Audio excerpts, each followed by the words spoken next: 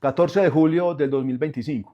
Los mercados hoy francamente tuvieron un comportamiento para nosotros en Bolivia con propósito algo inesperado. Esperábamos más volatilidades, esperábamos de pronto un mercado con correcciones a raíz de las noticias que conocieron durante el fin de semana en los temas arancelarios de Estados Unidos contra el resto del mundo.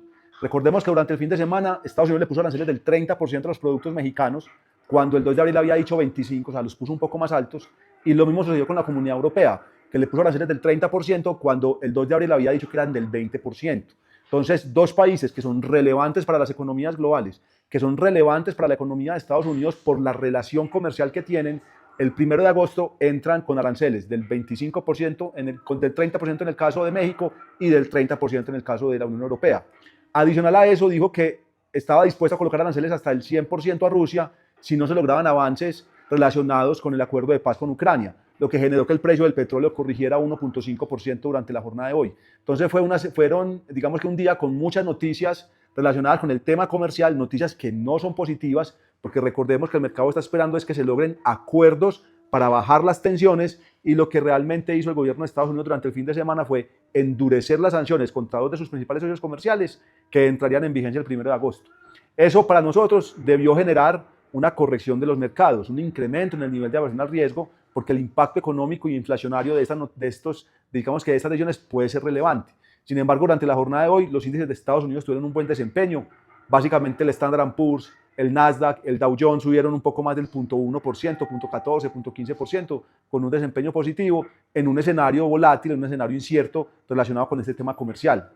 Por su parte, Europa sí corrigió, el Eurostoxx 600, el DAX, el FTSE sí tuvieron correcciones en la jornada, también por el incremento, lógicamente, de los riesgos relacionados con este tema arancelario con Estados Unidos. Desde el punto de vista económico, hoy no hubo datos relevantes que generaran volatilidad, pero en la noche de hoy sí conoceremos el PIB del segundo trimestre para China, lo que sí puede generar volatilidades para el día de mañana, porque va a ser relevante ver cómo se comportó la economía china en el segundo trimestre de cara al tema arancelario. Y segundo, mañana conoceremos los datos de inflación en Estados Unidos, datos supremamente relevantes para tratar de entender cuál podría ser el comportamiento de la Reserva Federal y de las tasas de interés en el corto plazo. ¿Qué es lo que está esperando el mercado? Que la inflación se acelere con base en el cierre del mes de mayo. Si la inflación sí se acelera como el mercado está esperando, es difícil esperar que en la reunión del 30 de julio de la Reserva Federal se puedan bajar las tasas de referencia. Esperemos a ver cuál va a ser el dato de inflación y el impacto que pueda tener la volatilidad de los mercados. Por otra parte, commodities, el Brent bajó hoy el 1.5%. Básicamente los aranceles que Estados Unidos dijo le podría imponer a Rusia si no se logran avances en el proceso de paz con Ucrania generó pues volatilidad en la materia prima, en donde Rusia es bastante relevante.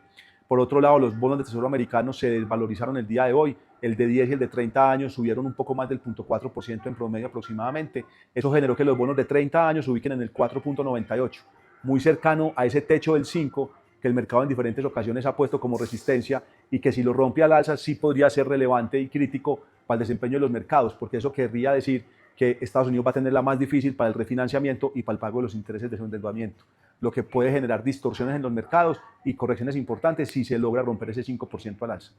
De resto, en las monedas, el DX ya estuvo muy estable en la jornada de hoy, realmente se revaluó un poco, realmente muy poco, y eso hizo que la moneda colombiana, que el dólar, se devaluara alrededor del 0.09%. Cerramos en 3.999, pero la TRM quedó en 4.003 pesos. O sea, estamos alrededor del 4.000.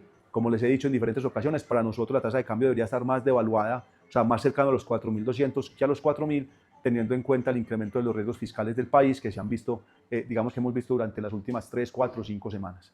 Desde el punto de vista del mercado de acciones colombiano, hoy el mercado colombiano subió el 0.07% con 119 millones de volumen de negociación, un volumen interesante que generó dinamismo. Las acciones que más subieron fueron Aval, 1.9%, y Preferencial Grupo Argos, 1.7%, y las que más corrigieron fueron Grupo Sura, 9%, y Cementos Argos, 8%. En el caso de Cementos Argos, con argumentos, recordemos que hoy reinició operaciones de Cementos Argos después del proceso de decisión en donde entregó el patrimonio que tenía en Grupo Sura a sus accionistas, y Grupo Sura le entregó acciones, 0.22 acciones por cada acción que tenían en Cementos Argos en Grupo Sura.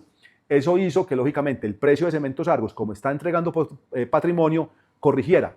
Si es un poco complicado, yo los invito a que vean el video que tenemos colgado en nuestro canal de YouTube, en donde explicamos cómo es el proceso de desenroque que se está viviendo en el GEA, los impactos en los precios de acciones y cuál es el valor objetivo de la banca de inversión que entregó hace aproximadamente 2 o 3 meses. Entonces, Cementos Argos tiene una razón de la corrección en el precio por haber entregado ese patrimonio. En el caso de Grupo Sura fue diferente. En el caso de Grupo Sura sí hubo ventas, varios accionistas posiblemente que recibieron las acciones de Grupo Sura por tener acciones de Cementos Argos decidieron vender, adicional a que el miércoles hay rebalanceo del H. Colcel y también se puede tener presión vendedora por parte de acciones de Grupo Sura.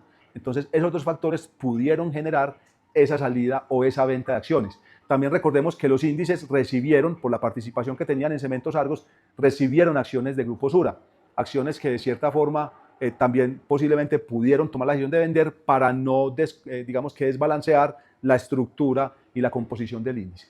Entonces fueron dos acciones que corrigieron bastante con argumentos. Esperamos que el día de mañana ya Cementos Argos esté mucho más estabilizada porque ya el golpe de haber entregado ese patrimonio se dé, y en el caso de Grupo Sura sí se pueden mantener las volatilidades por el rebalanceo que les cuento que se viene del H. Colcel. Si esta información fue valor para ustedes, los invito a que se suscriban a nuestro canal de YouTube Bolsillos con Propósito para que tengan más información de mercado para su toma de decisiones de inversión.